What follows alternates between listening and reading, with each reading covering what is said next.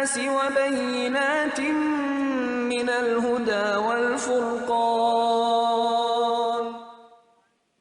شهر رمضان الذي Assalamu alaikum wa rahmatullahi wa barakatuh.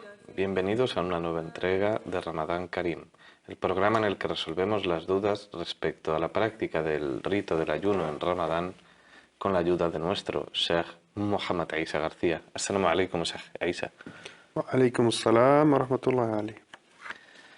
Vayamos al tema básico de Ramadán, ¿no? No comer y no beber, es decir, como factor ayunante del ayuno, comer y beber quizás son los más llamativos, los más conocidos, ¿no? ¿De qué forma nos podrías hablar de este anulador del ayuno más ampliamente? Bueno, nosotros mencionamos anteriormente de que para que comer y beber anule el ayuno, tiene que ser hecho con conocimiento de la norma, tiene que ser hecho de manera consciente y no tiene que haber sido hecho por coerción. Entonces, si una persona durante el día, conscientemente conocedor de la norma y libremente, come o bebe, anula su ayuno. Aquí se considera cualquier sólido, grande o pequeño, y cualquier líquido que ingrese por vía oral, anula el ayuno. Si, por ejemplo, algún líquido ingresa por vía nasal, también anula el ayuno. Y esto es porque el profeta sallallahu alaihi wasallam aconsejaba que cuando se hiciera el udú, se aspirara fuertemente el agua cuando uno estaba haciendo la ablución, excepto cuando uno estaba ayunando. ¿Y por qué el profeta sallallahu alaihi wasallam hace esta excepción al momento que uno está ayunando? Si no es por el hecho de que si el agua llega al estómago a través de la vía nasal, también estaría anulando el ayuno. Por eso es que los sabios dicen que si el líquido llega a través de la vía nasal, también estaría anulando el ayuno. Al tema de lo que es comer y beber, se suma también otros temas que, si bien no son de una manera directa, son considerados anulantes del ayuno por comparación, por qiyas. Y esto es todo aquello que sea nutritivo para el cuerpo. Es decir, en principio, ¿cuál sería el objetivo de la comida y de la bebida? Nutrir el cuerpo. Entonces, cualquier otra situación que sirva como nutriente para el cuerpo, también anularía el ayuno. Por ejemplo, si por vía endovenosa recibe una sonda que es nutriente, aunque sea por vía sanguínea, eso también le anula el ayuno, le invalida el ayuno. Por ejemplo,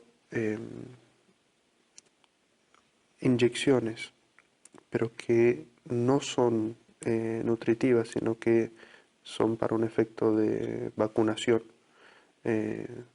o como un medicamento, ya sea intramuscular o intravenosa, eso no anula el ayuno. Si bien es una sustancia que está ingresando al cuerpo, pero como no tiene el objetivo de nutrir el cuerpo, eso no anula el ayuno.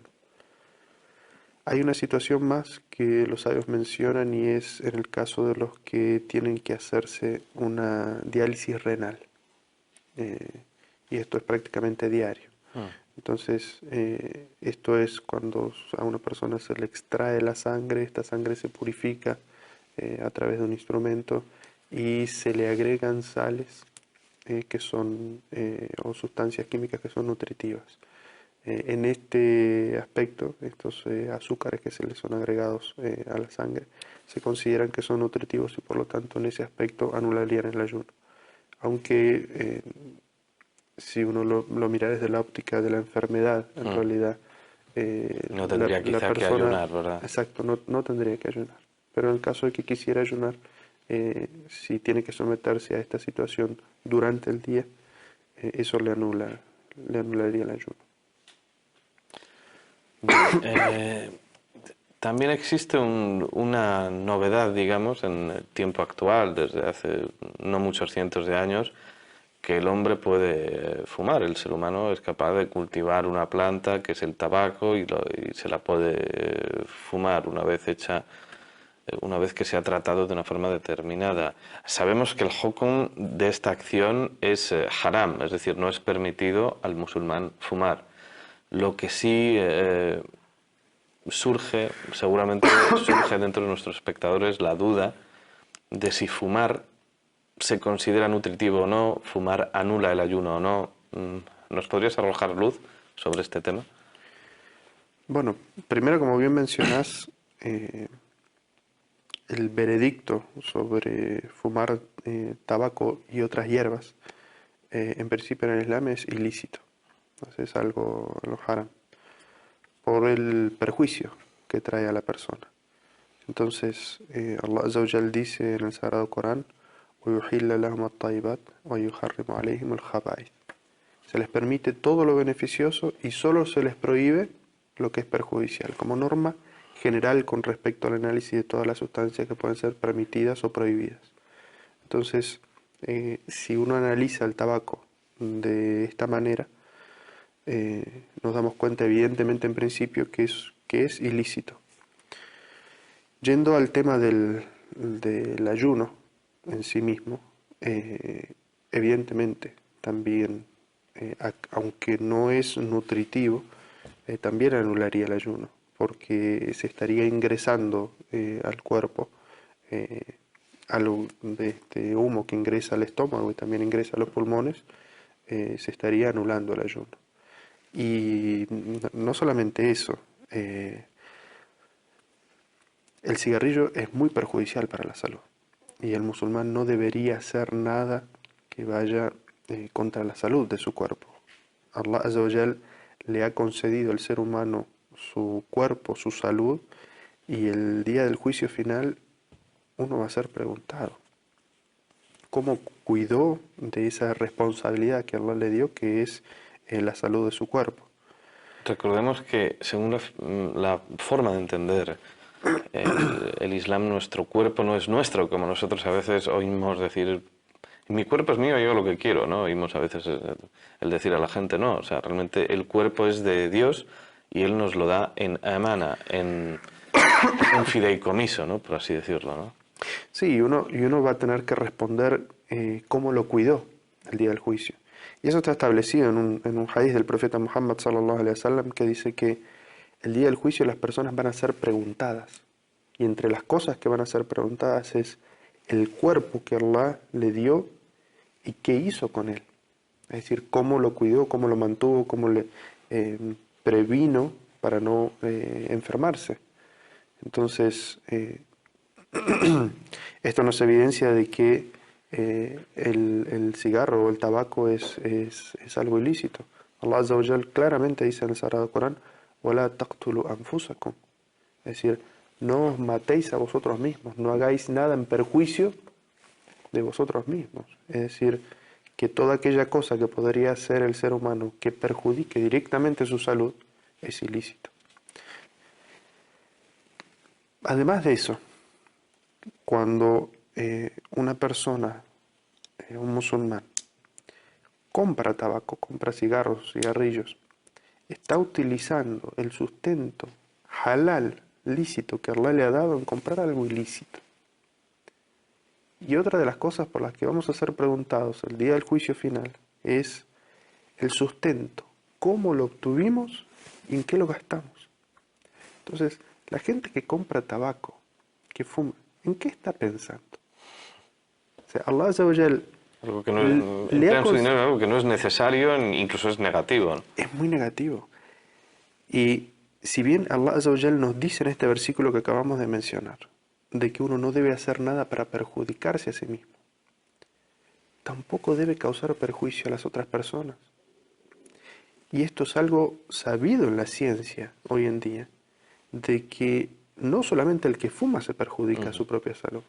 Es decir, ya los estudios que hay sobre cáncer de pulmón, cáncer de garganta, cáncer en la boca por el tema de fumar, no solamente eso, sino de que el que es el fumador pasivo, aquel musulmán irresponsable que fuma frente a su esposa, frente a sus hijos, y los somete de esa manera tan terrible, los perjudica de esa manera.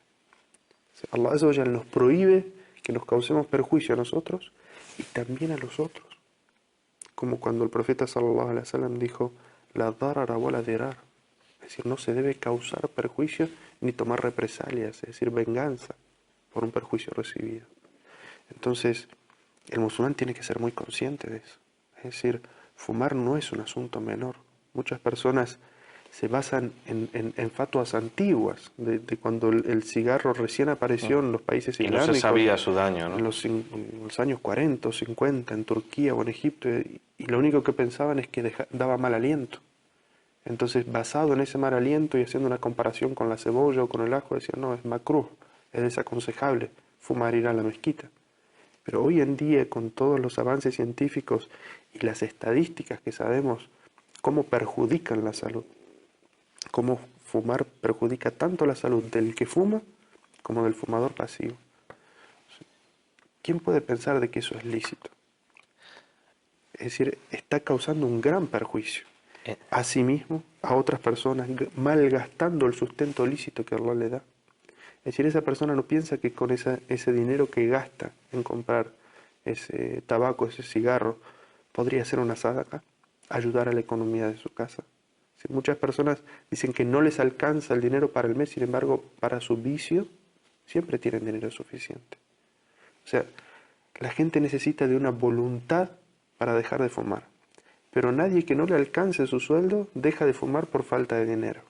Es decir, hasta dónde, subhanallah, el shaitán los engaña para que ni siquiera de esa manera, en momentos de crisis o de falta de dinero, los vicios no se dejan. Se dejan otras cosas, pero los vicios no se dejan, subhanallah. Es decir, el musulmán debería pensarlo muy bien. Y aprovechar Ramadán. Es buena oportunidad para dejar de fumar, aprovechando que rompe el ayuno, ¿verdad? Exacto, pero así como se ha podido abstener durante todas esas horas de fumar, que continúe. Y de hecho yo quería leerles una fatwa que traje del Sheikh Al-Uthaymin hablando sobre un método que se utiliza para dejar de fumar, que es el tema de los parches. Una persona le pregunta al Sheikh sobre la utilización de parches, porque estos parches segregan una sustancia que ingresa en el cuerpo durante 12 horas o 24 horas. Entonces le preguntaba sobre si utilizar ese parche anularía el ayuno. Y el Sheikh Al-Uthaymin responde, dice, él no está rompiendo el ayuno de Ramadán y los puede usar. De hecho, es obligatorio su uso si lo hace para dejar de fumar. No hay nada de malo en que una persona quiera dejar de hacer algo ilícito de forma gradual, porque Allah Azza wa Jal, cuando prohibió el alcohol, no lo prohibió de una sola vez, sino que lo hizo gradualmente. Él lo permitió al comienzo, luego señaló que sus efectos perjudiciales eran mayores que sus beneficios, luego lo prohibió en algunas ocasiones, hasta que lo prohibió por completo. Es decir, aquí el Sheikh Al-Uthaymin, rahimahullah, nos dice que usar parches para dejar de fumar no anulan el ayuno. Y nos está diciendo que si lo está usando para dejar de fumar, es decir, no solamente para abstenerse durante el día, sino con la intención de dejar de ayunar, es obligatorio. ¿Por qué? Porque fumar es ilícito. Entonces, el musulmán debería tomar esta oportunidad. Aquel musulmán que ha sido probado con el tabaco, con el cigarrillo, con este vicio tan perjudicial para él mismo y para su familia, que aproveche Ramadán. Ramadán es una excelente oportunidad para dejar de fumar. Pues es un excelente momento para, aprovechando la fatwa del Sheikh Al-Uthaymin, invitar a nuestros telespectadores que seguramente pues están ahí fumando, pensando dejarlo, pues a lo mejor es el momento, ¿verdad? Les animamos desde aquí a que lo intenten. Además, algo que me llama la atención del tabaco es que existe una situación en la que la bebida alcohólica pudiera ser lícita si no hay ninguna otra bebida al alcance, ¿no? La carne ilícita podría ser lícita si no hay otra comida al alcance, pero no hay ninguna situación en la que fumar sea lícito, es decir, no hay ninguna situación, si tú estás en mitad del desierto y ves una bebida alcohólica, pues a lo mejor no es... Sí, Claro, simplemente para mantenerse con vida. exacto, mantenerse con vida, pero en ninguna situación el cigarro se hace lícito, ¿no? No, bajo ninguna Es algo circunstancia. que nos indica realmente su inutilidad, realmente, ¿no? Y sí que por último, no quería dejar de recordar la típica imagen muy lamentable que todos hemos visto alguna vez en alguna mezquita, ¿no? Gente que en vez de romper el ayuno con dátiles o con leche o con uvas o con lo que sea típico de su país, está con el cigarro en la boca esperando, ¿no?, que suene la adán para darse una imagen que realmente la ve uno, ¿verdad? Y le entristece verla, ¿verdad? Por supuesto. Por supuesto. ¿Cuál? Sí. O sea, uno como dua por todos nuestros hermanos musulmanes, de que quiera Allah concederles en este Ramadán poder erradicar ese vicio tan terrible. Amén, ya Rab. Y sobre esto solo ya cabe una pregunta, es decir, la persona que ha roto su ayuno comiendo, bebiendo o fumando, ¿qué actividad debe realizar, qué actos de expiación debe realizar para que no se le contabilice este pecado? Bueno, si una persona durante el día come o bebe o incluso fuma por olvido, es decir, se olvida en ese instante que está ayunando, entonces no debe hacer nada, simplemente debe continuar con su día de ayuno. En el caso de que haya comido, bebido o prendido un cigarro y aspirado el humo, lo que debe hacer primero es arrepentirse por el pecado que ha cometido y segundo compensar por ese día que no ha ayunado otro día una vez finalizado el Ramadán. Esa es la forma de compensar ese día de ayuno. Aunque evidentemente... No serían los 2 meses de otras expiaciones, ¿verdad? No, Los 2 meses. eso Sería un es día por cada día. un día por cada día. Pero de todas maneras los sabios dicen que aquella persona que ha perdido la bendición de ayunar un día de Ramadán, lo único que puede hacer es compensar el día de ayuno. Pero recuperar la baraka de ese día de Ramadán que no ha ayunado es imposible ya. Un día de Ramadán es impagable, ¿no? Exacto, es algo que no tiene precio. Es imposible equipararlo con algo, ¿no? Tal cual. Por eso es que el musulmán jamás debería ser negligente, como diciendo, bueno, desayuno hoy, total, ayuno. Esa bendición que tiene es imposible de volver a conseguir. Además de que está cometiendo un pecado. Es decir, lo primero que tiene que hacer una persona que por alguna circunstancia interrumpe su ayuno, excepto que esté justificado, es arrepentirse de su pecado. Pues hasta aquí ha dado sí nuestro tiempo y nuestro tema sobre la comida, la bebida, el fumar y sus respectivas expiaciones. Shukran jazilan, Sheikh. Barakallahu fika, Ali. Y a ustedes solo nos queda despedirnos hasta la siguiente entrega de Ramadán Karim, a la que no deben faltar porque, como ya es de sobra sabido, pasamos lista. Assalamu alaikum wa rahmatullahi wa barakatuh.